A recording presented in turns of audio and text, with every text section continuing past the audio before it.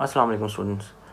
Last lecture जो था वो हमारा लाइव हुआ था, रिकॉर्डेड तो नहीं हो सका था क्योंकि उससे मिड से पहले वाले लेक्चर में हमने रिकॉर्डेड नहीं लिया था। तो आज हमारा जो है ऑफिशियली जो रिकॉर्डेड सेशन होगा। इस लेक्चर के अंदर हम एक नया टॉपिक पढ़ेंगे जो कि होगा वाइट बैंड डेल्फी।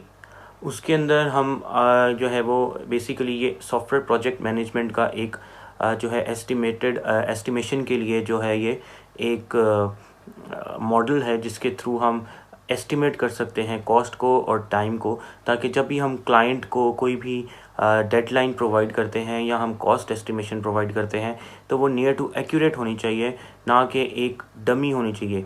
इसकी वजह क्या है? इसकी वजह ये है कि जब हम क्लाइंट को एक accurate near to accurate estimate provide करते हैं तो दैट मीन्स कि हम क्लाइंट को एक प्रॉपर डेडलाइन दे रहे हैं जिसकी वजह से वो अपना एक माइंड बना सकेगा, कॉस्ट के लिए भी और टाइम के लिए भी। हम उसको एक्सपेक्टेड डेडलाइन दे रहे हैं। अगर हम उस एक्सपेक्टेड डेडलाइन को मीट कर रहे हैं और उस एक्सपेक्टेड कॉस्ट को हम मीट कर रहे हैं तो दैट मीन्स कि क्लाइंट हमारा खुश रहेगा हमारे से और उसको बाद में जाकर कोई इशू नहीं होगा। बट अगर आपने फॉर एग्जांपल किसी क्लाइंट को अपने प्रोजेक्ट के लिए टाइम दिया है लेट्स से 2 मंथ्स का, and you are taking around 4 months to complete it, that is almost 100% hike in the time, which is very very wrong and annoying for a client. वो client आपको बाद में जो है वो बैड रिव्यूज़ दे सकता है, वो आपको दोबारा आपसे काम नहीं करवाएगा एंड मोस्ट प्रॉब्ली वो आपसे पुल ऑफ कर लेगा जो आपका उसका करंट प्रोजेक्ट है। टू अवॉइड दीज थिंग्स और अपनी रेपुटेशन मार्केट में बचाने के लिए आपको ये होता है कि आप करीब तरीन जो है वो अपना जो है वो एस्टीमेट प्रोवाइड करें। तो जब भी आप इससे एस्टिमेशन लेंगे तो आपके पास एक एस्टीमेट आएगा जो होगा नियर टू आपका आपका जो एस्टीमेट आएगा वो आपका होगा वर्क पर्सन्स के अंदर, आवर्स के अंदर या मंथ्स के अंदर। तो फिर जब हम उसको आपके जो वर्कर्स हैं उनकी डेली वेज से या मंथली वेज जो भी एक इंस्टीट्यूट की होती है या कंपनी की होती है उससे जब हम मल्टीप्लाई करेंगे तो हमारे पास उनकी कॉस्ट एस्टिमेशन भी आ जाएगी, प्लस हम अपने प्रॉफिट्स को ऐड करते हैं तो ये आपको कॉस्ट निकल आएगी कि आपको कितने की ये चीज़ें पड़ेंगी। फिर हम नेक्स्ट लेक्चर जब हम पढ़ेंगे जो कॉस्ट एस्टिमेशन का मॉडल है, जो कि एक मेथड है, फार्मूलाज हैं, उनको हम बोलते हैं कोकोमो मॉडल। वो हम नेक्स्ट लेक्चर में पढ़ेंगे। उससे हम निकालेंगे कि किस तरह हम मज़ीद एक्यूरेट कर सकते हैं कॉस्ट ड्राइवर्स को ऐड करके। वो ऑब्वियसली जब नेक्स्ट लेक्चर में हम आएंगे तो वो नेक्स्ट लेक्चर में आपको मैं ज़रूर इंशाल्लाह उससे हम लोग गाइड करेंगे। लेकिन for this one will stick to wideband Delphi which is a model, और उसके बाद हम और भी 3-4 मॉडल्स हैं, हम उसको भी इंशाल्लाह इस कंटिन्यू करेंगे ताकि ये प्रॉपर्ली जो है वो समझ आ सके। Because it is not possible to apply each and every model on every project because there are some restrictions on every project. So you should know about 3 to 4 different models to apply on. और उसके बाद जो है आप उसको जो भी आपको सूटेबल लगे आप उसको अप्लाई कर सकते हैं। येस, देर आर चांसेस कि आप जितने भी प्रोजेक्ट्स को आगे फेस करें आप उनको अप्लाई कर सकें, but it will be like कि आपके पास कोई ना कोई अच्छी ऑप्शन होगी, बेटर ऑप्शन होगी to get the better estimation out of it. So yes, let's start from the lecture with the lecture, official lecture. हम लोग इसके बाद जो है मैं आपको इसका नेक्स्ट जो है आपका जो वेडनेसडे को लेक्चर हुआ करेगा, that will be for that will have an assignment जो कि मैं आपको नेक्स्ट रिकॉर्डेड लेक्चर जो होगा हमारा वो पार्ट 2 का, उसके एंड में मैं आपको गाइड करूँगा। Let's start with the official lecture.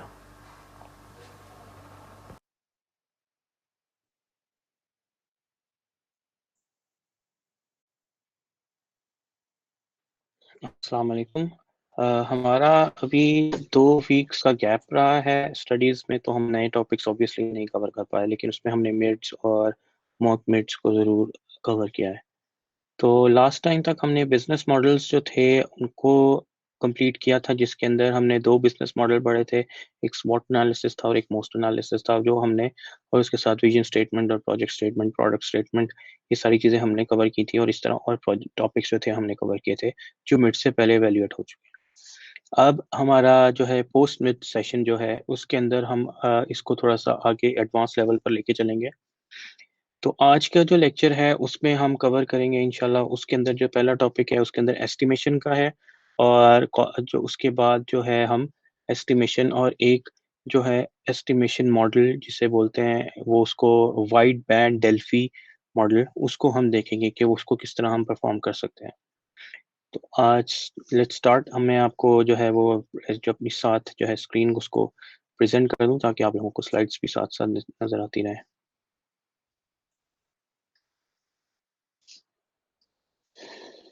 सबसे पहले एक्सक्यूज मी, सबसे पहले हमारा जो है एक्चुअली एस्टिमेशन होता क्या है। एस्टिमेशन किसी भी चीज़ का अंदाज़ा लगाना। फॉर एग्जांपल आपके पास कोई प्रोजेक्ट आया है, आपने एज अ प्रोजेक्ट मैनेजर किसी की चीज़ का अंदाज़ा लगाना है, उसका टाइम, उसके कि कितनी देर में ये प्रोजेक्ट हम डिलीवर कर सकते हैं। उसको आपको जो है एक ऐसा टाइम फ्रेम देना होता है कि जो कि रियल हो। ऐसा नहीं कि आपको कोई कहे कि हमें यूनिवर्सिटी ऑफ साउथ एशिया का पोर्टल डेवलप करना है और आप उसको कहें हाँ मैं आपको 2 दिन में डेवलप कर दूंगा। This is not realistic. ये पॉसिबिलिटी नहीं है, क्योंकि इस तरह के जो पोर्टल्स होते हैं या जो मैनेजमेंट सिस्टम्स होते हैं, they take months and months to develop. उसके लिए कितने मंथ्स होने चाहिए, 1 महीना, 10 महीने, 15 महीने, ये सारी एस्टिमेशन से पता चलता है। इसकी एक वजह होती है, जब भी कोई ऑर्गेनाइजेशन या क्लाइंट आपके पास आता है, स्पेशली जो बड़ा क्लाइंट होता है, तो वो आपसे जो है वो एक टाइम आपके साथ कॉन्ट्रैक्ट में होता है, आपका प्रॉपर कॉन्ट्रैक्ट होता है। उसके अंदर आपको टाइम फ्रेम मेंशन करना होता है, आपको प्राइस मेंशन करनी होती है, ईच एंड एवरीथिंग आपको मेंशन करनी होती है कि आप उसको बीटा टेस्टिंग के लिए कब भेजेंगे, अल्फा टेस्टिंग के लिए कब भेजेंगे। ये हमने कब कवर किया था, अल्फा टेस्टिंग, बीटा टेस्टिंग क्या होता है। ये सारी चीज़ें जो है आपको वो बताने के लिए बतानी होती है, कॉन्ट्रैक्ट में लिखनी होती है। तो कोई भी अनरियलिस्टिक अगर आप चीज़ इस तरह मेंशन करते हैं, तो आपके जितने भी स्टेक होल्डर्स हैं, उनका ट्रस्ट जो होता है वो आपकी टीम से उठ जाएगा। क्योंकि जो बड़े डेवलपमेंट हाउसेस हैं या सॉफ्टवेयर हाउसेस हैं, उनके अंदर ऐसा नहीं है कि आपके 3-4 लोगों की एक टीम है और वही सारा कुछ मैनेज कर रही है। ऑब्वियसली बड़े सॉफ्टवेयर हाउसेस होते हैं, उनके अंदर मल्टीपल टीम्स होती हैं जो मल्टीपल प्रोजेक्ट्स पे एक टाइम पर काम कर रही होती हैं। तो हर टीम का एक अपना प्रोजेक्ट मैनेजर है और उनका अपना एक वर्क करने का स्टाइल होता है। तो आपकी अगर टीम के पास एक प्रोजेक्ट आया है, तो आपको उसकी डेडलाइन जो है या उसका जो टाइम फ्रेम है, वो प्रॉब्लम जितना भी रियलिस्टिक हो सकता है उतना देना होता है, ताकि जो आपके स्टेक होल्डर्स हैं, आपकी टीम के ऊपर उनका ट्रस्ट जो है वो बरकरार है। उसके बाद to generate a sound estimate, a project manager must have a work breakdown structure, WBS जिसको बोलते हैं, और a list of tasks which, if completed, would produce the final product. जो वर्क ब्रेकडाउन स्ट्रक्चर होता है, बेसिकली जब भी आप कोई भी प्रोजेक्ट बनाना शुरू करते हैं, तो उससे पहले आप उसको एक मॉड्यूल्स में चेंज करना शुरू करते हैं। ऐसा नहीं है कि आपके पास एक प्रोजेक्ट, जैसे मैं आपको एक वेबसाइट है फॉर एग्जांपल, अगर आपको किसी ने डेवलप करवानी है, तो आप ऐसा नहीं है कि आप बस शुरू हो जाते हैं। कोई बड़े लेवल का ई कॉमर्स अगर फॉर एग्जांपल अगर मैं आपसे कहूँ कि छोटे लेवल का, तो हम इस तरह कर सकते हैं। तो उसके अंदर ऐसा नहीं है कि आप सारा कुछ एकदम स्टार्ट कर देंगे कि जैसे-जैसे आता जाएगा देखा जाएगा। जब लाखों करोड़ों का कोई प्रोजेक्ट आता है, तो उसके लिए आपको कोई भी जो है वो प्रॉपर तरीके से चलना पड़ता है और आपको सारे का सारा जो वर्क है, उसको ब्रेक करना पड़ता है छोटे-छोटे मॉड्यूल्स में। एक में फॉर एग्जांपल आप उसका बैक एंड अलहदा मॉड्यूल होगा, उसकी डेटाबेस का मॉड्यूल अलहदा होगा, उसका फ्रंट एंड का अलहदा होगा, डिज़ाइन का अलहदा होगा, उसके बाद उसके ट्वीक्स का अलहदा होगा। सो जितने भी मॉड्यूल्स होंगे उनको आपको वर्क ब्रेक डाउन स्ट्रक्चर का वो पार्ट होंगे, वो एक लिस्ट बनेगी टास्क की कि ये टास्क 1 है, इसके अंदर हम डेटाबेस डिज़ाइन करेंगे, ये टास्क 2 है, इसके अंदर हम जो है उसकी बैकएंड को जो है वो मैनेज करेंगे, जिसके अंदर आपकी सर्वर साइड कोडिंग आ जाएगी एक्सेट्रा।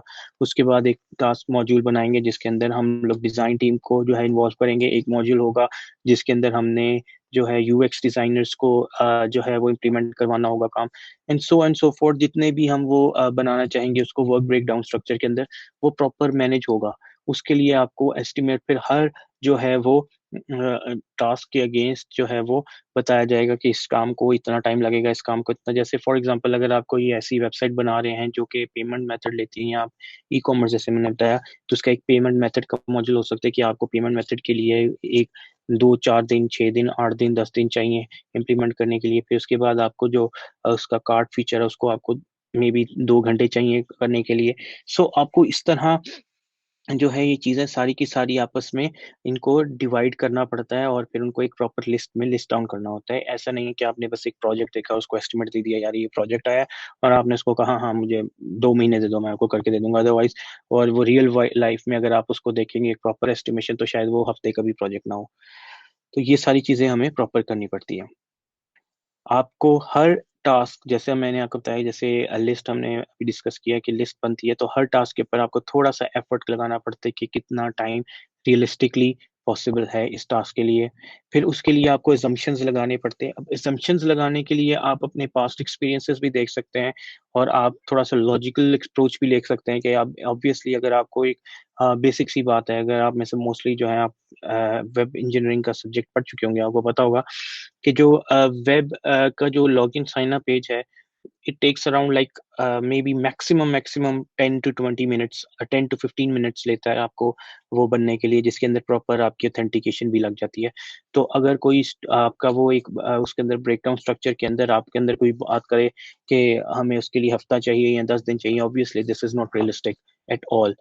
आप अगर उसके लिए कोई 2 दिन भी मांगे तो वो भी ऑब्वियसली रियलिस्टिक नहीं है, क्योंकि it just takes around 10 to 15 minutes maximum.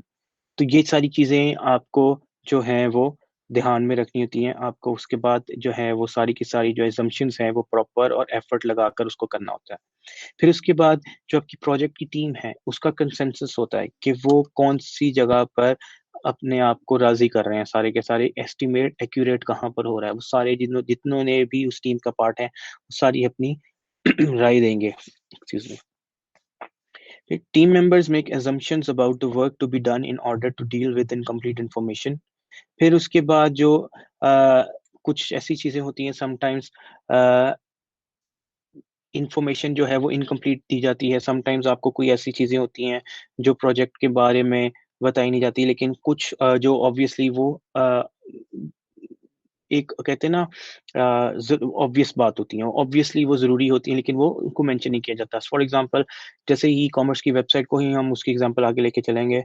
जैसे ई कॉमर्स की एक वेबसाइट है, तो उसके अंदर आपको बताया जा रहा है कि हमें ई कॉमर्स वेबसाइट चाहिए। एक आपको डेवलप जो है वो उसके ओनर ने या उसका जो भी एट द एंड जो भी बेनिफिशियल होगा उसको जो है उसने आपको बताया कि उसको एक वेबसाइट चाहिए जो कि ई कॉमर्स के रिलेटेड, और सारी उसने वेबसाइट्स का डिटेल बताई आपको। बट अगर उन्होंने आपको एडमिन पैनल का नहीं कहा कि हमें एडमिन पैनल चाहिए, तो ये अंडरस्टूड बात है कि ऑब्वियसली एडमिन पैनल के बगैर ई कॉमर्स वेबसाइट नहीं चल सकती। तो आपको ऑब्वियसली उसके अंदर जो है वो एडमिन पैनल की ज़रूरत पड़ेगी ही पड़ेगी। तो आपको जो है वो एडमिन पैनल जो है उसके बाद आप जो है उसको डेवलप करके देंगे। तो इस तरह की जो इनकम्प्लीट इन्फॉर्मेशन है उसके लिए assumptions लगा सकते हैं आपके, किस तरह की चीज़ें आपको चाहिए होंगी, किस टाइम नहीं चाहिए होंगी। Any time an estimate must be based on a decision that has not yet been made. Team members can assume the answers for the sake of estimate. Assumptions must be written down so that if they prove to be incorrect and cause the estimate to be inaccurate, everyone understands what happened. जितने भी आप assumptions बना रहे हैं, जितने भी आपके team members assumptions बना रहे हैं, वो सारे के सारे लिखे जाने चाहिए, ताकि अगर कहीं भी जाकर कोई गलती होती है, कोई इशू आता है या वो इनकरेक्ट साबित होता है वो assumption, तो आपको पता हो कि वो कहाँ पर गलती हुई है, कौन सा assumption जो है वो गलत आपने एक लिखा था, ताकि वो नेक्स्ट टाइम के प्रोजेक्ट्स में आपको वो प्रॉब्लम्स फेस ना करनी पड़े। Assumptions bring the team together very early on the project so they can make progress on important decisions that will affect the development. Obviously जब एक टीम अर्ली लेवल पर आके डिस्कस करती है ऐसी प्रोजेक्ट को, तो वो लेटर ऑन जाके जो है वो इम्पोर्टेंट डिसीजंस लेने में उनको प्रॉब्लम नहीं होती और इजी होके वो अपने काम को आगे बढ़ा सकते हैं, because they have already put an effort into the project. तो जो उसके बाद हमारे पास जो टेक्निक्स हैं, उनमें से एक टेक्निक जो है वो वाइड बैंड डेल्फी है। ये एक टेक्निक है इस एस्टीमेट को कैरी ऑन करने के लिए कि किस तरह से हम जो है ये एस्टीमेट को प्रॉपर तरीके से कैरी ऑन कर सकते हैं। जिस तरह हमने बिजनेस मॉडल्स पढ़े थे जिसमें स्वॉट एनालिसिस था और मोस्ट एनालिसिस था, उसी तरह से एक एस्टिमेशन की टेक्निक है जिसको हम वाइड बैंड डेल्फी के नाम से जानते हैं। In wideband Delphi technique, the estimation team comprise the project manager, moderator, experts, and representatives from the development team, constituting a 3 to 7 member team. There are two meetings: kickoff meeting and estimation meeting. जो wide Delphi meeting technique होती है, ये एक estimation team होती है जो कि estimate लगाती है आपके प्रोजेक्ट का। इसके अंदर प्रोजेक्ट मैनेजर होता है, मॉडरेटर होता है, एक्सपर्ट्स होते हैं और रिप्रेजेंटेटिव्स होते हैं जो कि डेवलपमेंट टीम का पार्ट होंगे। Excuse me. प्रोजेक्ट मैनेजर को अवॉइड करते हैं कि वो जो मॉडरेटर नहीं बने। मॉडरेटर बेसिकली वो होता है जो कि मैनेज कर रहा होता है सारी की सारी ये एस्टिमेशन टीम को। उनका जो प्रोजेक्ट मैनेजर को ट्राई किया जाता है कि वो टीम का पार्ट बने ताकि वो भी अपनी जो है वो इनपुट दे सके अपने हिसाब से कि उसके मुताबिक एस्टिमेशन क्या होनी चाहिए। क्योंकि मॉडरेटर जो होता है वो हिमसेल्फ या हरसेल्फ जो है वो इस जो है एस्टिमेशन का पार्ट नहीं होता, वो सिर्फ डाटा को कंबाइन कर रहा होता है, मैनेज कर रहा होता है। तो जो प्रोजेक्ट मैनेजर है जिस प्रोजेक्ट का, ऑब्वियसली अगर वो प्रोजेक्ट मैनेजर जो है एस्टिमेशन टीम का पार्ट होता है तो वो ऑब्वियसली अपनी राय भी दे सकता है कि वो क्या समझता है कि इसको प्रोजेक्ट को किस तरह होना चाहिए और वो बेहतर तरीके से उस टीम को मैनेज कर सकता है। तो इसीलिए ट्राई किया जाता है कि प्रोजेक्ट मैनेजर को मॉडरेटर मत बनाया जाए एस्टिमेशन टीम का। तो उसके लिए दो मीटिंग्स होती हैं, किक ऑफ मीटिंग और एक एस्टिमेशन मीटिंग। अब इसके हम स्टेप्स देखते हैं, उसमें सारी मीटिंग जो है वो कवर होंगी कि किस तरह जो है वो चलती हैं। सबसे पहला स्टेप है choose the estimation team and a moderator. अब एस्टिमेशन टीम ऑब्वियसली वो टीम नहीं होती है जो कि आपकी डेवलपमेंट की टीम होती है, वो सेपरेट होती है। ये एक एस्टिमेशन टीम है जिसके अंदर, जैसे कि यहाँ पर भी बताया गया है कि आपके प्रोजेक्ट होता है, मॉडरेटर होता है, एक्सपर्ट्स होते हैं और रिप्रेजेंटेटिव्स होते हैं जो कि डेवलपमेंट टीम में काम करेंगे। तो ये सारी चीजों को मिला के 3 से 7 लोग बनते हैं जो कि इस टेक्निक को आगे कैरी ऑन करेंगे और एस्टिमेशन करेंगे। Step 2. The moderator conducts the kickoff meeting in which the team is presented with the problem specification and a high-level task list, any assumptions or project constraints. The team discusses on the problem and estimation issues, if any. They also decide on the unit of estimation. The moderator guides the entire discussion, monitored time and effort, and after the kickoff meeting, prepares a structured document containing problem specifications, high-level task lists, assumptions, and the units of estimation that are decided. He/she then forwards the copies of the document for the next step. अब जब जो moderator है वो kick off meeting जो है वो start करता है, वो कंडक्ट करता है ऑब्वियसली, और फिर उसके अंदर इस टीम के अंदर जो है वो प्रॉब्लम स्पेसिफिकेशन जो है वो बता स्टार्ट की जाती है, उनको प्रेजेंट किया जाता है सारी टीम को। और उसके बाद जो लिस्ट है जो टास्क की वो बताई जाती है, और बेसिकली ये स्टार्ट में प्रोजेक्ट को डिस्कस किया जाता है कि इसका प्रॉब्लम जो हमारे पास जो प्रोजेक्ट है इसका प्रॉब्लम क्या है। उसके बाद ये सारे इश्यूज बताए जाते हैं कि अगर किसी को कोई एस्टिमेशन इश्यूज हैं वो बताए जा सकते हैं। अगर कोई प्रोजेक्ट का कुछ स्पेशल इश्यू आ रहा है, फॉर एग्जांपल आपके पास कोई ऐसी चीज़ें चाहिए उसको कंप्लीट करने के लिए, मे बी कोई हार्डवेयर कंपोनेंट चाहिए जो इस वक्त अवेलेबल नहीं है, वो आपका एक कॉन्स्टेंट हो सकता है, आपके प्रोजेक्ट को डिले करवा सकता है मे बी समटाइम्स के लिए। जैसे कि आजकल अगर आपका कोई प्रोडक्ट आपको डेवलप करना है, कोई हार्डवेयर डेवलप कर रहे हैं रिलेटेड टू सॉफ्टवेयर जो कि सॉरी मिक्स्ड विद सॉफ्टवेयर है, तो उसके लिए अगर आपको कुछ चाइना से कोई चीज़ इंपोर्ट करवानी पड़े, तो आजकल जैसे कि आपको पता है कि इंपोर्ट एक्सपोर्ट काफ़ी कम है, तो वहाँ से आपको ऑब्वियसली ये कंस्ट्रेंट्स होंगे कि आपको चाइना से वो हार्डवेयर का पीस जो है वो शायद अभी ना मिल पाए। उसके लिए आपको अब कितना टाइम लगेगा ये भी अभी आप लोग सही से उसको गाइड नहीं कर सकते। तो इस तरह के जितने भी जो हैं वो कॉन्स्टेंट्स वगैरह वो सारे के सारे डिस्कस किए जाते हैं और सारी की सारी जो चीज़ें हैं वो मॉनिटर की जाती हैं, और ये सारी जो हेड करता है मीटिंग वो मॉडरेटर होता है। उसके बाद एक स्ट्रक्चर डॉक्यूमेंट बनता है जो कि प्रॉब्लम स्पेसिफिकेशंस और हाई लेवल टास्क लिस्ट जो है उनके assumptions को मिलाकर बनाया जाता है, और फिर जो यूनिट्स हैं वो डिस्कस किए जाते हैं, और फिर जो कॉपीज बनती हैं इसकी वो नेक्स्ट स्टेप के लिए फॉरवर्ड कर दी जाती है। उसके बाद आता है step 3। Each estimation team members then individually generates a detailed work breakdown structure WBS, estimates each task in the WBS and document the assumptions made. अब ये जो आपके सामने एक पीस ऑफ पेपर की फॉर्म में या एक जो शीट है एक टेम्पलेट की फॉर्म में आपके पास नजर आ रही है, जिसके लेफ्ट साइड पर टास्क है, उसके बाद आपके पास इनिशियल एस्टिमेट है, चेंज 1 2 3 4 एंड फाइनल के फॉर्म में ऊपर डेट है, एस्टिमेशन यूनिट्स हैं। अब एस्टिमेशन यूनिट्स जैसे आपको पता है पर्सन आवर्स है। अब एस्टिमेशन यूनिट्स में आप मंथ्स भी लिख सकते हैं, डेज लिख सकते हैं, ईयर्स लिख सकते हैं, ये पर्सन आवर्स लिख सकते हैं, या आपके ऊपर है। ये सारे का सारा स्टेप 2 में डिसाइड किया गया है कि आपने एस्टिमेशन यूनिट क्या लेना है, किस चीज के अंदर आप जो है वो टाइम को एस्टिमेट करेंगे। मे बी एक्सक्यूज मी जो है वो किस तरह से ये चीजें मैनेज करना पड़ेगा, ये जो है वो टीम डिसाइड करती है स्टेप 2 के अंदर कि वो कौन सा एस्टिमेशन यूनिट यूज करना चाहती है। आपका उसी तरह जो टास्क्स हैं, ये जैसे वर्क ब्रेकडाउन स्ट्रक्चर बनाती है। अब ये जो आपके सामने जो शीट है इस तरह की, ये जितने भी 3 से 7 लोग होंगे उस पार्ट उस टीम का, वो सब जो है अपने अपने तरीके से वर्क ब्रेकडाउन स्ट्रक्चर बनाएंगे।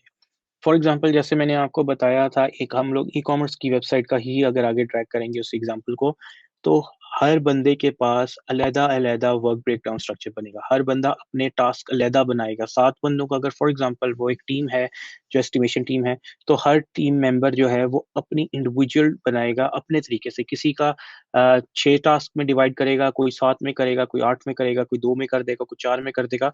तो ये हर किसी की अपनी मर्जी से वो इस तरह की फॉर्म को एस्टिमेट करेगा। उसके बाद इनिशियल एस्टिमेट में वो अपनी बारी, जो फर्स्ट टाइम उसने एस्टिमेट लगाया होगा कि टास्क 1 को कितने घंटे चाहिए, टास्क 2 को कितने घंटे चाहिए, मे बी 50 घंटे, 100 घंटे, 80 घंटे, तो ये सारी की सारी जो है वो लिस्ट डाउन करेंगे। फिर आता है step 4। The moderator calls the estimation team for the estimation meeting.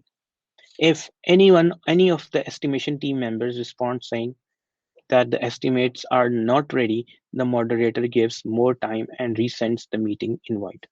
अब स्टेप 4 में जो मॉडरेटर है वो एस्टिमेशन टीम में जो है उसको जो है वो मीटिंग की इनविटेशन सेंड करते हैं। और अगर उनमें से कोई टीम मेंबर ऐसा है जिस जो रेडी नहीं है, या जो कह रहा है कि उसको मजीद टाइम चाहिए एस्टिमेशन के लिए, तो मीटिंग को पोस्टपोन कर दिया जाता है और जो मीटिंग इनवाइट है उनको रीसेंड किया जाता है नेक्स्ट डेट के लिए। स्टेप 5। अब जो स्टेप 5 है इसके मजीद जो है वो सेमी स्टेप्स हैं, वो मैं आपको आगे जो है वो बताते हैं क्या है। The entire estimation team assembles for the estimation meeting. अब जब ये स्टेप 4 स्टेप्स जो कंप्लीट हो गए हैं, तो जो स्टेप 5 है उसके अंदर एस्टिमेशन जो है वो मीटिंग कंडक्ट की जाती है एस्टिमेशन टीम के साथ। अब जो स्टेप 5.1 है, at the beginning of the estimation meeting. अब जो स्टेप 5 है ये ऑब्वियसली पूरा एस्टिमेशन मीटिंग को कवर करेगा। At the step 5.1, at the beginning of the estimation meeting, the moderator collects the initial estimates from each of the team members. ये जिस तरह का हमने जो वो टीम मेंबर्स ने ये जो फॉर्म एक बनाया, हर किसी ने अपने नंबर ऑफ टास्क लिखे जो उसको समझ आया मेंबर्स को, जिन्होंने अपने अपनी अपनी समझ के हिसाब से उन्होंने टाइम लिखा, टास्क को डिवाइड किया। किसी ने 6 टास्क लिखे, किसी ने 10 टास्क लिखे, किसी ने 2 लिखे, किसी ने 8 लिखे, किसी ने टास्क 1 का जो था वो 4 घंटे लिख दिया, किसी ने 8 घंटे लिख दिया, किसी ने 7 घंटे लिखा। ये हर किसी ने अपने अपने हिसाब से अपने अपने एक्सपीरियंस के बेस पे अपनी ये जो शीट को फिल किया था। अब वही शीट जो है वो 5.1 में जो मॉडरेटर है वो सबसे कलेक्ट कर लेता है। फिर he or she then plots a chart on the whiteboard. He or she plots each member's total project estimate as an X on the round one line without disclosing the corresponding names. The estimation teams gets an idea of the range of estimates, which initially may be large. अब ये आपका एक white board पे जो है जो moderator है वो एक इस तरह का टेबल या चार्ट जो है वो ड्रॉ करता है। अब जो नीचे आपको नजर आ रहा है जिसके अंदर 0, 20, 40, 60, 80 और 100 लिखे हैं, ये सारे के सारे पर्सन आवर्स हैं। ये वो यूनिट है जिसके ऊपर एस्टिमेशन मेजर की जाएगी। जो राउंड 1, 2, 3 और 4 हैं, ये मीटिंग्स के राउंड्स हैं कि कितनी, क्योंकि ऑब्वियसली फर्स्ट मीटिंग में हर किसी ने अपनी बगैर किसी डिस्कशन के अपने हिसाब से अपने एक्सपीरियंस की बेस पर जो है वो मार्क किए हुए कि कितने आवर्स को कितने चाहिए, तो ऑब्वियसली वो जो है वो मेंशन किए गए हैं। तो जब ऑब्वियसली नेक्स्ट मीटिंग्स में ये शायद आपस में जुड़ना शुरू हो जाएंगे, करीब आना शुरू हो जाएंगे डिस्कशंस के बाद। लेकिन फर्स्ट में सबसे पहले जो है वो हर बंदे का जो है इस जितने 1, 2, 3, 4, 5 एक्सेस हैं यहाँ पर, इसका मतलब है कि 5 लोग हैं उनकी टीम है ये जो मीटिंग के ऊपर। 5 क्रॉसेस का मतलब है 5 डिफरेंट लोग हैं जिन्हों एक आदमी ने 20 घंटों का जो है वो एस्टिमेट दिया है इस प्रोजेक्ट के लिए, और एक आदमी ने ऑलमोस्ट 79 आवर्स का जो है वो मैक्सिमम जो है वो दिया है टाइम ड्यूरेशन। अब आप देख सकते हैं एक साइड पे 21 ऑलमोस्ट मिनिमम है और मैक्सिमम टाइम जो है 79 है। अब ये सारे जो है डिफरेंट ओपिनियन है उनके अपने एक्सपीरियंस के हिसाब से। अब जो मॉडरेटर है उसने सबके नोट डाउन कर लिए एक्सेस, और उनके जो जो भी उन्होंने अपनी लिस्ट में मेंशन किया था कि उनको कितना टोटल आवर्स चाहिए, वो वहां पर उन्होंने सॉरी, उनको कितने टोटल आवर्स होने चाहिए, वहां पर उन्होंने क्रॉसेस लगाकर आइडेंटिफाई कर दिया। उसके बाद 5.3 आता है, each team member reads aloud the detailed task list that he she made, identifying any assumptions made and raising any questions or issues. The task estimates are not disclosed. The individual detailed task list contribute to a more complete task list when combined. अब जो हर member है team का, वो अपने जितने ये आपको left side पे टास्क 1, टास्क 2, टास्क 3, ऑब्वियसली ये नाम होगा, may be payment method, integration of payment method, उसके बाद डेटाबेस डिजाइन, डेटाबेस इम्प्लीमेंटेशन, उसके बाद जो है फ्रंट एंड डेवलपमेंट, डिजाइनिंग, ये सारे टास्क के नाम मैंने बताए। इस तरह हर किसी ने अपने एक्सपीरियंस पे लिखे होंगे, और each member, in this case 5 members की जो टीम है, पांचों के पांचों मेंबर जो हैं वो अपने अपने टास्क जो उन्होंने WBS बनाया है उसको ब्रेक डाउन करेंगे, उसको रीड करेंगे ऊंचा, बट वो अपना अपना इनिशियल जो उन्होंने एस्टिमेट बताया वो डिस्कस नहीं करेंगे। ऑब्वियसली इसकी एक वजह ये भी होती है क्योंकि आप समटाइम्स आप किसी से इन्फ्लुएंस हो सकते हैं, या किसी से जो है वो मीटिंग में पता चलता है कि यार उस बंदे ने अगर इतने घंटा का है तो ऑब्वियसली उसके एक्सपीरियंस इसमें है, इतना इसमें एक्सपीरियंस इतने है, तो आप समटाइम्स जो है आपका जो एस्टिमेशन है वो दूसरे पर डिपेंड कर जाता है। तो अगर एनोनिमस होता है तो ऑब्वियसली जो हर बंदे का जो इंडिविजुअल एस्टिमेशन है वो उस तक ही रहता है, और वो ज्यादा बेहतर तरीके से जो है वो एस्टिमेट आ सकता है। उसके बाद Step 5.4.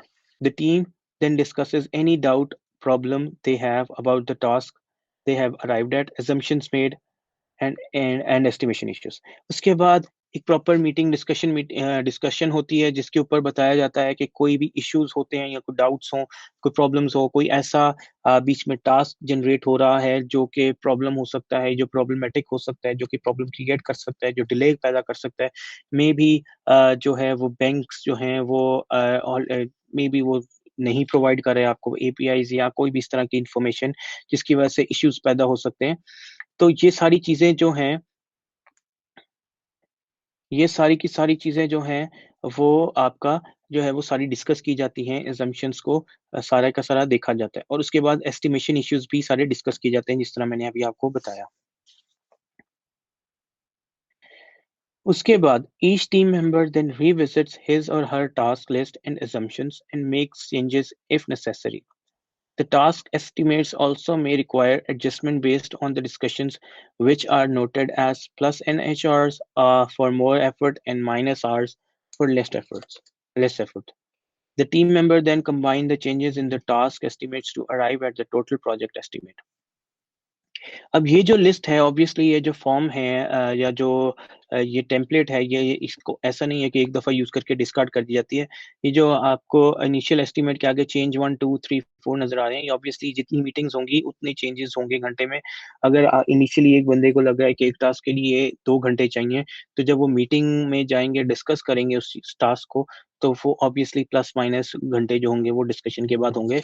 तो वो चेंज 1 में जो है, जैसे आपको नज़र आ रहा है कि इनिशियल एस्टिमेट अगर फॉर एग्जांपल 5 घंटे था जिसको हम N1 से रिप्रेजेंट कर रहे हैं, उसके अंदर डिस्कशन के बाद बताया गया कि यार वो 5 घंटे से 4 घंटे में किया जा सकता है, तो उसके अंदर हमने -1 आवर्स कर दिए। टास्क 2 -2 आवर्स, टास्क 3 -4, इसी तरह जो है वो सारे के सारे ऐड किया। अब जैसे टास्क 4 है, इनिशियली अगर आपने 4 घंटे रखे थे तो वो +5 घंटे एक्स्ट्रा ऐड होंगे क्योंकि उनको बाद में मीटिंग के दौरान अंदाज़ा हुआ कि शायद इसमें मज़ीद ऐड करने की ज़रूरत है टाइम को, तो वो 4 से 9 घंटे। इसी तरह ये फर्स्ट मीटिंग का रिजल्ट सारा का सारा नोट किया जाएगा। फिर सेम वही स्टेप रिपीट किया जाएगा। The moderator collects the change estimates from all the team members and plots them on the round 2 line. In this round, the range will be narrower compared to the earlier one as it is more consensus based. अब वही जो है वो practice दोबारा की जाएगी, लेकिन आप यहाँ पर देख रहे होंगे क्रॉसेस जो है वो एक दूसरे के करीब आना शुरू हो गए, क्योंकि ये सारे का सारा अब जो है वो डिस्कशन के बाद जो है वो बाहमी रजामंदी जिसे बोलते हैं, उसके बाद ये डिस्कस किया गया है। तो हर बंदा फिर से उसको जो है वो अपना एस्टिमेशन देगा नेक्स्ट मीटिंग के लिए, और उसके बाद जो एक्सेस जो क्रॉसेस हैं वो सेम, उसका नाम डिस्क्लोज नहीं किया जाएगा, और एक हमारे पास चार्ट जो है वो बनता चला जा रहा है जिसके ऊपर वो एक्स जो है वो 20 आवर्स जो अनरियलिस्टिक थी लग रही, वो 50 के करीब, 55 के करीब आ गए हैं, और जो 50 से करीबन 80 90 आवर्स के करीब करीब जो है वो एस्टिमेशन अब जा चुकी है दूसरे राउंड में। The team then discusses the task modification they have made and assumptions। फिर वो डिस्कस करते हैं, डिस्कशन दोबारा होती हैं और मॉडिफिकेशंस जो उन्होंने बनाई गई वो दोबारा उसको डिस्कस किया जाता है। फिर step 5.8, each team member then revisits their task list and assumptions and make changes if necessary. The task estimates may also require adjustment based on the discussion. The team members then once again combine the changes in the task estimates to arrive at the total project estimate. अब जो है वो फिर से उसको discuss किया जाता है, फिर उसके दोबारा टास्क लिस्ट को जो है वो रिविजिट करते हैं और उसके अंदर चेंजेस जो है वो बनाई जाती है अगर वो कोई ज़रूरत है उसके अंदर। फिर जो एस्टिमेट्स हैं वो एडजस्टमेंट्स को भी रिक्वायर कर सकते हैं, उसके अंदर ज़रूरत पड़ सकती है कि आपको दोबारा जो है एस्टिमेट्स को वो जो डिस्कस किया हुआ है उसकी बेसिस जितने भी चेंज आएंगे वो सारे का सारा आपको दोबारा करना पड़ता है। और फिर उसके बाद जो है वो टोटल सबको डिस्कस करने के बाद जो है टोटल प्रोजेक्ट एस्टिमेट जो है उसको चेंज किया जाता है। जो आपको यहाँ पर लास्ट में जो एन जो है आपको नज़र आ रहा होगा नेट चेंज के नीचे, वो आपके total number of required hours जो है वो आपको वहाँ से चेंज करता है। आपको नज़र आ रहा होगा कि प्लस हुए हैं या माइनस हैं, या टोटल आवर्स 50 हैं या 60 हैं इंडिविजुअल। अभी तक जो है वो सब जो इंडिविजुअल एस्टिमेशन चल रहा है, कोई भी अभी कंबाइंड एस्टिमेशन के ऊपर नहीं पहुंचे हैं। The moderator collects the changed estimates from all the members again and plot them on the round 3 line. Again in this round, the range will be narrower compared to the earlier one. और फिर से third round start होता है और वो सारे के सारे एक्सेस जो है वो मार्क किए जाते हैं और इसी तरह। लेकिन अब एक्स जो है मजीद करीब आना शुरू हो जाएंगे क्योंकि डिस्कशन जो है वो ज़्यादा हुई है और हर जो है वो इश्यूज को क्लियर किया गया है। Steps 5.7, 5.8, 5.9 are repeated till one of the following criteria is met. जितना भी ये X मार्क करने वाला सिचुएशन है जो कि यहाँ से शुरू हो रहा है, यहाँ से सारे का सारा दोबारा जो है वो बार बार उसको रिपीट किया जाता है जब तक कि एक ऐसी पोजीशन पे ना पहुंच जाए कि सारी की सारी टीम अग्री कर ले कि ये एस्टिमेशन जो है वो ठीक है और इस पे हम काम कर सकते हैं। या फिर कोई ऐसा जो है उसमें मेंबर हो जो कि अनविलिंग हो चेंज करने पे अपनी एस्टिमेशन, जो कि कहे कि मैं मजीद इसको चेंज नहीं कर सकता या नहीं कर सकती। या फिर जो एस्टिमेशन मीटिंग के लिए जो टाइम दिया गया था वो जब खत्म हो जाए तब भी उसकी एस्टिमेशन की ये जो स्टेप है 5.7, 8 और 9 इसको रोक दिया जाता है। अब राउंड 3 के अंदर आपने देखा है कि वो क्रॉसेस जो हैं वो ऑलमोस्ट 59 से 81 के बीच में आ गए हैं, जो कि काफ़ी करीब आ गए हैं। अगर आप उसको कंपेयर करते हैं राउंड 1 से, जो कि बहुत ज़्यादा स्कैटर्ड थे। राउंड 2 में भी थे बट राउंड 3 में बहुत ज़्यादा करीब तरीन आ चुके हैं। फिर द स्टेप 6 जो है, अच्छा ये जो आपकी डिस्कशन है, मीटिंग्स हैं, ये बार-बार चलती हैं, तब तक चलती हैं जब तक ये आपको 3 पॉइंट्स जो हैं ये मीट नहीं कर लेते। और एट द एंड ऑब्वियसली एक टाइम पर जो है वो एक टाइम फ्रेम आ जाता है। एस्टिमेट्स रिमेंबर कि एस्टिमेट का मतलब होता है अंदाज़ा। तो अंदाज़ा ऐसा भी हो सकता है कि जब ये राउंड 4 हो, 5 हो, तो ऑब्वियसली 60 टू 70 आवर्स तो आप जब क्लाइंट को देते हैं यार 60 टू 70 आवर्स की एस्टिमेशन हमारी है। तो ये ऑब्वियसली एस्टिमेशन है, हम एग्जैक्ट टाइम नहीं निकाल पाएंगे। तो ये जितना भी 4 से 5 लोग जो होगा, ये जो भी मैक्सिमम और मिनिमम क्रॉसेस होंगे वो ही डिसाइड करेंगे कि मिनिमम टाइम कितना होगा और मैक्सिमम कितना होगा। और वो जो है आप आगे क्लाइंट को उसका एस्टिमेट दे सकते हैं कि हम 60 टू 80 आवर्स के बीच में आपको ये डिलीवर करेंगे। अब 60 टू 80 आवर्स अगर हम उसको चेंज करें तो ऑब्वियसली 8 आवर्स अ डे जो है एक नॉर्मल यूनिवर्सल लॉ है, रूल है जो कोई वर्किंग आवर्स हैं पर जो है वो पर्सन के। तो अगर 80 आवर्स हैं तो ऑब्वियसली जो है वो अगर 10 लोग उस पे काम कर रहे हैं तो 8 दिन में वो काम कंप्लीट कर लेंगे। तो ये सारी चीज़ें वो डिपेंड करता है कि उन्होंने 80 आवर्स जो है वो अगर कंप्लीट जो है उसका एस्टिमेट दिया है 60 टू 80 आवर्स का। उसके बाद step 6, the project manager then assembles the results from the estimation meeting. फिर जो प्रोजेक्ट मैनेजर है वो रिजल्ट्स को जो है वो सारा कंबाइन करता है, जोड़ता है और उसके बाद इकट्ठा करता है। He compiles the individual task list and the corresponding estimates into a single master task list. अब जो उसके पास individual task list थी जो हर मेंबर ने अलग-अलग दी हुई थी उसको, और जो estimates थी जो उनको एस्टिमेट दिए गए थे कि किस तरह की जो साथ-साथ जो चल रहे हैं उसको, उनको कंबाइन करेगा और एक मास्टर टास्क लिस्ट बनाएगा जो कि सारी कॉम्बिनेशन होगी इसका एस्टिमेट्स का और इंडिविजुअल टास्क लिस्ट का। He also combines the individual lists of assumptions. उसके बाद जो हर किसी ने assumptions की होती हैं अपनी, जो दी थी मीटिंग्स के अंदर, उनको combine करेंगे. उसके बाद he then reviews the final task list with the estimation team. और जो final task list आती है, उसको फिर जो है वो estimation team के साथ discuss किया जाता है कि वो उनका स्टांस कहाँ पर क्या है उसके ऊपर, और वो कितना अग्री करते हैं और कितना एस्टिमेशन जो प्रोवाइड किया जा रहा है वो उनके हिसाब से कितना एक्यूरेट है कितना नहीं. ऑब्वियसली हर चीज जो भी मॉडल यूज करते हैं इसका कुछ ना कुछ एडवांटेजेस और डिसएडवांटेजेस होते ही हैं. तो जो इसके एडवांटेजेस में है, wide band Delphi technique is a consensus based estimation techniques for estimating effort. Obviously ये एक जो है consensus based है, लोग आपस में बैठ के डिस्कस करते हैं और इसके बाद जो चांसेस होते हैं एस्टिमेशन के वो ज्यादा काफी एक्यूरेट आने के वो काफी ज्यादा होते हैं. Useful when estimating time to do task, ये यूजफुल होता है जब आपको कोई टाइम निकालना होता है, time to do a task, जब आपने किसी टास्क का टाइम निकालना है उसके लिए यूजफुल होता है. Participation of experience people and individually estimating would lead to a reliable results. Obviously जब आप इसके जब एस्टिमेट जो एक्सपीरियंस लोग हैं वो पार्टिसिपेट करेंगे और उनके बाद जो है वो अपने एक्सपीरियंस उसमें पुट इन करेंगे और वो एस्टिमेट करेंगे, तो वो एक रिलायबल रिजल्ट ही शो करेगा. People who would do the work are making estimates, thus making valid estimates. इस टीम का पार्ट वो लोग भी हैं जो डेवलप कर रहे हैं प्रोजेक्ट को, और प्रोजेक्ट मैनेजर इटसेल्फ भी इस टीम का पार्ट होता है. तो अब ये सारा जो लोग, तो इस टीम में वो भी लोग हैं जो काम कर रहे हैं, तो वो वैलिड एस्टिमेट्स ही प्रोवाइड करेंगे. Anonymity maintained throughout makes it possible for everyone to express their results confidentially. जो हर रिजल्ट है वो anonymous है, तो ऑब्वियसली हर कोई खुल के अपना जो है वो ट्रांसपेस कर सकता है कि इसको कितना घंटे चाहिए, क्योंकि वो ये नहीं सोच सकता कि कोई क्या कहेगा, ज्यादा है कम है.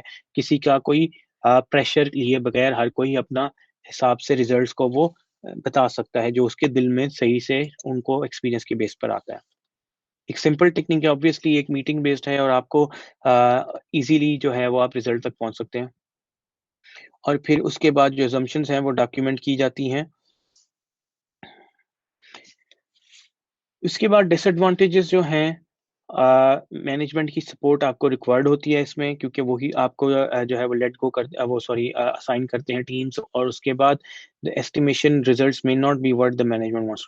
अब मैनेजमेंट समटाइम्स जो होती है वो आपसे मांग रही होती है कि आप 50 घंटे का काम 10 घंटे में करें, बिकॉज उनको ज्यादा कस्टमर को सेटिस्फाई करना है या उनको हैप्पी फील कराना है, but sometimes it's not possible. तो जब आप लोग एस्टिमेशन जब इस तरह की टीम जो है वो आती है, अगर उन्होंने 50 घंटे की जगह 80 घंटे कहा है, तो obviously they won't be happy with that. तो ये इसका एक डिसएडवांटेजेस है. डिसएडवांटेज में है कि वो उसके अगेंस्ट चला जाता है समटाइम्स, जो कि मैनेजमेंट चाह रही होती है या सोच रही होती है. हमारा आज का लेक्चर जो था वो यही था. इसके अलावा मैंने जो है थोड़ा सा जो चीज़ें, जैसे मैं चाह रहा था कि आपने जो स्टेक होल्डर्स हैं वो आपको मैं रिवाइज करवा देता. जैसे स्टेक होल्डर्स वो होते हैं जो कि इनडायरेक्टली या डायरेक्टली पार्ट होते हैं आपके प्रोजेक्ट का, जो कि इन्वॉल्व होते हैं आपके प्रोजेक्ट में, चाहे वो डेवलपर्स हैं, चाहे वो ओनर्स हैं, चाहे वो बीटा टेस्टर्स हैं. ये सारे आपके स्टेक होल्डर्स हैं. उसके बाद बीटा टेस्टिंग, एक अल्फा टेस्टिंग और बीटा टेस्टिंग मैंने यूज़ किया अपनी प्रेजेंटेशन में. उसके अंदर मुझे ऐसा मैंने क्लास में ज़रूर एक्सप्लेन किया होगा और आपने सॉफ्टवेयर इंजीनियरिंग में पढ़ा होगा ये SC1 और SC2 जो होता है एडवांस सॉफ्टवेयर इंजीनियरिंग और सॉफ्टवेयर इंजीनियरिंग का पार्ट में. बट मैं इसको रिवाइज करवा देता हूँ आप लोगों के लिए. जो बीटा टेस्टिंग होती है वो टेस्टिंग है जो कि आप डेवलपमेंट के बाद आप कस्टमर को देते हैं, वो अपने एंड पर चेक करता है उसके अंदर, या कस्टमर को देते हैं, यूजर को देते हैं, या आप जनरल पब्लिक को ही बीटा टेस्टर बनाते हैं. जैसे आप लोगों ने देखा होगा कुछ एप्स हैं जो कि बीटा वर्जन में होती हैं और वो जनरल पब्लिक के लिए होती हैं, और उसको लोग टेस्ट करते हैं और फिर रिपोर्ट करते हैं बग्स, और वो फिर जो टीम है उसके अगेंस्ट वो अपडेट्स देती है और बग्स को रिमूव करती है. तो ये होती है बीटा टेस्टिंग. अल्फा टेस्टिंग वो होती है जिसमें जो यूजर है या जो ओनर है जो डेवलपमेंट करवा रहा है वो आपके प्रेमिसेस में आता है, आपके जो है सॉफ्टवेयर हाउस में या एरिया में आता है, और वहां पर आके आपके सिस्टम्स पर वो टेस्टिंग करते हैं. ये अल्फा टेस्टिंग होती है. बीटा टेस्टिंग वो होती है जिसमें आप यूजर के पास जाते हैं और सॉरी, बीटा टेस्टिंग वो होती है जिसमें आपका जो सॉफ्टवेयर है वो यूजर के पास जाता है और आपका जो वो टेस्ट करते हैं अपने एंड पर, आप उनको सेंड करते हैं, आप उनको एक्सेस देते हैं अपने सॉफ्टवेयर की। लेकिन अल्फा टेस्टिंग में जो यूजर है वो आपकी प्रेमिसेस में आके, आपकी एरिया में आके, जो है वर्किंग एनवायरनमेंट में आके वहां पर आपके सिस्टम्स पर टेस्ट करते हैं, उनको आप अल्फा टेस्टिंग बोलते हैं। अब आज का लेक्चर जो है वो हमारा इतना ही है। अब इंशाल्लाह नेक्स्ट लेक्चर में हम वेडनेसडे को मिलेंगे। आई होप आप लोग सही तरीके से इसको देख लेंगे और मीनवाइल आपकी जो भी क्यूरीज हैं, इश्यूज हैं, क्वेश्चंस हैं, वो हम ज़रूर डिस्कस करेंगे हम अपनी फ्राइडे वाली क्लास में। तो आप लोग लेक्चर्स को सुनिए, दोनों लेक्चर में, वेडनेसडे वाला भी, और जहां आपको कोई इशू आएगा, कोई क्वेश्चन आएगा, तो ऑब्वियसली आप ईमेल कर सकते हैं। सेकेंडली, हम लोग फ्राइडे को क्वेश्चन आंसर्स का सेशन रखेंगे जहां पर मैं आपके सारी की सारी क्यूरीज को जो है वो सुनूंगा और उसके बाद उनको एड्रेस करेंगे इंशाल्लाह। तो नेक्स्ट क्लास तक के लिए अल्लाह हाफिज़।